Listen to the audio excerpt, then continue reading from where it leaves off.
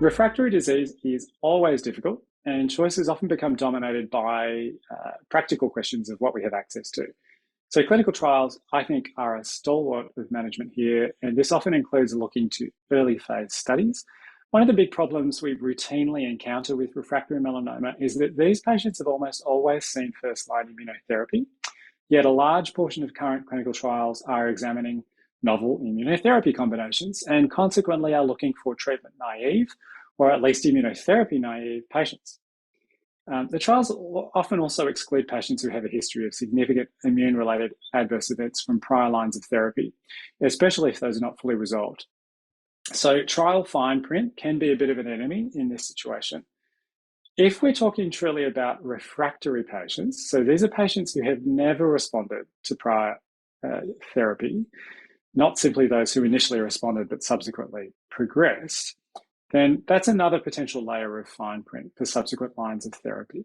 Because registration studies typically don't prove their regimens in patients who fit that refractory definition. The way we access drugs can therefore make things a bit more restrictive on patients who most need therapy because they have this particularly aggressive disease. So we're lucky now that we can essentially upgrade a patient who relapses during or quickly after adjuvant anti-PD-1 immunotherapy to receive combination Ipi-Nivo, but we can't currently do the same with a patient who fails single-agent anti-PD-1 for advanced melanoma unless they're able to self-fund part of the regimen. And this can be very costly and out of the reach of many, if not most, of our patients. Interestingly, though, we know that there are many determinants of response or failure to any systemic therapy, and immunotherapy is certainly no exception. Thus, for the same reason that we really struggle to predict accurately for individual patients how much benefit they'll derive from any given regimen, we also struggle to know whether they'll respond to subsequent lines of therapy that seem on face value to be not very promising.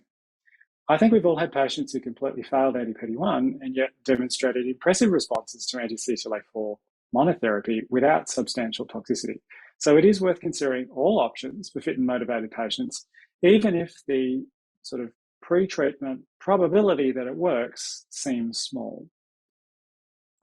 Compassionate use or early access schemes are another way of finding treatments for our patients who might have limited standard options. These schemes will often parallel contemporary clinical studies in terms of eligibility requirements, but may be somewhat more lenient.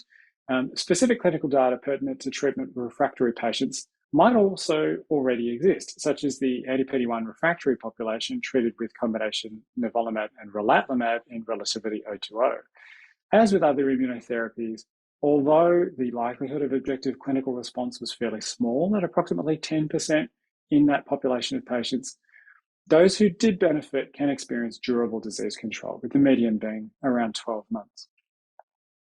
So one thing to be aware of is that, like all advanced melanoma, which behaves very unpredictably a lot of the time, patients may be technically refractory, yet not actually have clinically high-risk disease. So each patient needs to be evaluated in terms of their burden of disease, the sites of clinically significant progression, their suitability for local therapies to oligoprogressing sites that are problematic, whether that be with surgery or palliative radiation, and of course their preferences for further treatment now, later, or in fact ever.